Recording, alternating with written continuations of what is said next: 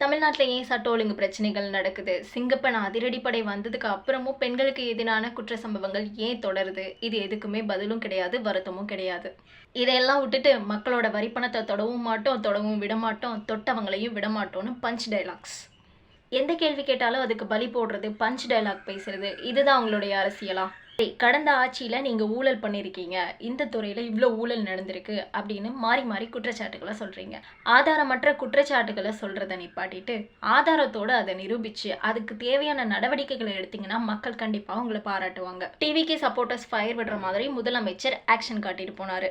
இன்னொரு பக்கம் எதிர்க்கட்சி தலைவர் உதயநிதி ஸ்டாலின் அவர்கள் வெளியில போயிட்டு பிரஸ் மீட்ல இன்னைக்கு முதலமைச்சர் பேசினதுல ஒரு 10 ரீல்ஸ் தேரும்னா அவங்களுடைய சப்போர்ட்டர்ஸ் என்ஜாய் பண்ற மாதிரி ஒரு ஸ்பீச் கொடுத்திருந்தாரு. இதெல்லாம் தான் இன்னைக்கு நியூஸ்லயும் சோசியல் மீடியாலையும் ஹாட் டாபிக்கா போயிட்டு இருக்கு.